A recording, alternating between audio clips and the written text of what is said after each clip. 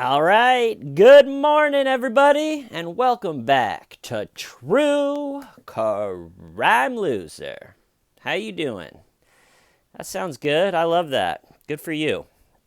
Um, my lower back is still totally on the fritz, so if I make weird grimacing or wince faces, it's because I'm in pain. But I have one for you guys today, and let's get started. So, on September 26th, 2017, a Vancouver couple in their 60s, Richard Jones and Diana Ma Jones, were brutally murdered in their home in Vancouver, like I said.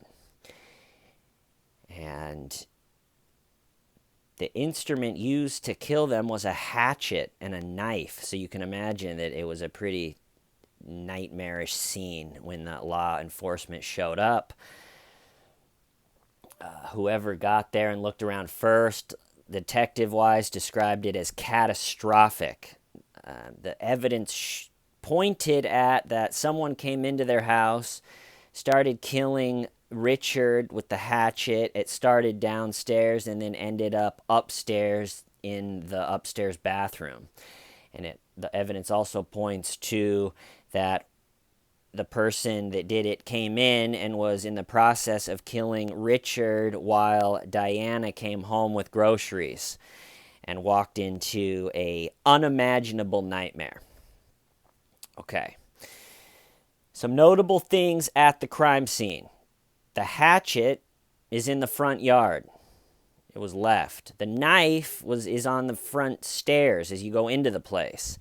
There's a black baseball cap, and there's also a print left from gloves that had blood in it, that someone had a glove on with blood on it and then touched the wall, and so there's prints of those gloves on the wall. All right? So that's the evidence that they're working with. Also, not only the couple's blood, but another male's blood. And they also send back for DNA Diana's fingernails, and they find an unknown male DNA under her fingernails, meaning most likely that she fought and scratched the male doing this. Okay. So then they found on the hatchet that was just sitting in the yard. You don't really too often find all of the murder weapons just right in the yard. No, here they are. They were right in the yard. And so they are obviously looking at the hatchet, and there's a serial number on it. And after doing a little detective work, they found that the serial number traces back to a store called Canadian Tire, which I think is kind of an everything hardware type store. So, comes back to Canadian Tire. Law enforcement brings it to Canadian Tire and says, hey, can you look up this serial number? Canadian Tire looks up the serial number and said, yeah, that was purchased from here. And you know what? It's the only one that has been purchased for a while. And also on the same receipt, there was a knife purchased, a pair of gloves that were purchased, and a black ball cap that was purchased. And I'm sure the detectives are thinking, oh, damn, that's exactly what was left at this horrific murder scene. And so Canadian Tire goes, well, hold on a second. Let me just pull up the footage of whoever bought this transaction, which was September 13th, so about 2 weeks before the murders. And so they pull up the footage, and the day of the purchase, they're sitting there looking, all right, what does this person look like? Who is it? And into the store walks Rocky Rambo Wei Nam Cam, a 25-year-old man that grew up in Hong Kong until he was 18. His father was a huge Sylvester Stallone fan and named him Rocky Rambo. That's his first name. And then his name is Wei Nam Cam. I think Wei Nam Cam, I think, comes with the family, and then his name is Rocky Rambo, which all of the videos and everything for this case, there's a lot of comments being like, he should be put in jail just for that name, and what a horrible name. Personally, I love the name. Rocky Rambo Wei Nam Cam. The whole thing rhymes. It's almost like a paragraph long. Rocky Rambo. And you can tell in the interrogation that anytime he comes, that they go, so your name's Rocky Rambo, he'll be like, yeah, I hate that name, and it's a horrible name, and he always is bringing down the name. And I wish I would have gotten to him before he turned into a brutal axe murderer, and I would have said, dude, don't fight the name. Accept it. You are Rocky Rambo. Rocky Rambo Wei Nam Cam. It sounds like a poem. Go with it.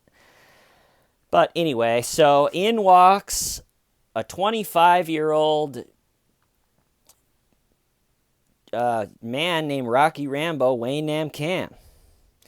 And he's got the mannerisms of a 25-year, he's kind of walking in the store, he's touching something, a display case. Hey, he's got this. It doesn't look like he's in there for a murder mission, He's kind of just floating around. And he picks out the knife and the hatchet and a black baseball cap and some gloves. And the gloves he bought, sure enough, have the same pattern as on the walls. So they're like, this little Asian dude did it?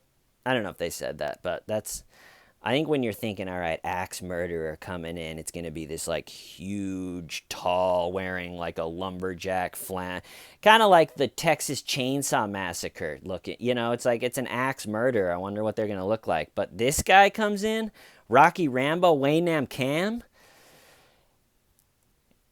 And so they got that footage. They have exactly the shopping list that was found essentially in the yard of the murder scene. So they're like, all right, well, that worked out. That was pretty dumb of Rocky Rambo, Wei Nam Cam to just leave the entire Canadian Tire haul right there in the yard with the serial number leading them right there.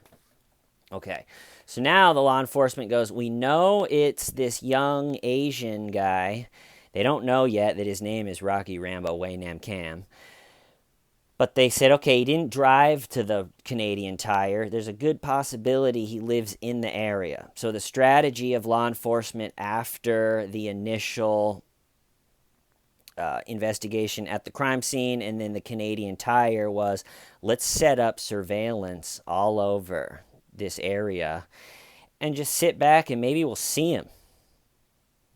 That was the strategy, good strategy, and it worked after, I don't know how long, but after surveilling the area, they said they just drew a big box around the area, and they said, all right, let's just set up surveillance and sit back, and hopefully we see this kid, or this man, this young man, and eventually, all of a sudden, they see him walking into a bank. One of the surveillance dudes goes, hey, I think I got the guy. He just walked into a bank. And so he goes into a bank, and then after he leaves the bank, the law enforcement go into the bank, and they go, who was that? We think he might be an axe murderer. So can you tell us who that was? And they say, oh, yeah, that's Rocky Rambo Wei Nam Cam. And they get all his information, where he lives, the whole 9 yards, and then a time later, I couldn't figure out how long after that, but according to Rocky Rambo Wei Nam Cam, he was walking to the bus stop to go and buy some new pants and shoes. So a new pants and shoes day for old Rocky Rambo. And then while he was standing at the bus stop, 3 plainclothes officers came up and arrested him forcefully. He was saying, I didn't even know that they were cops. I thought I was just getting like mugged.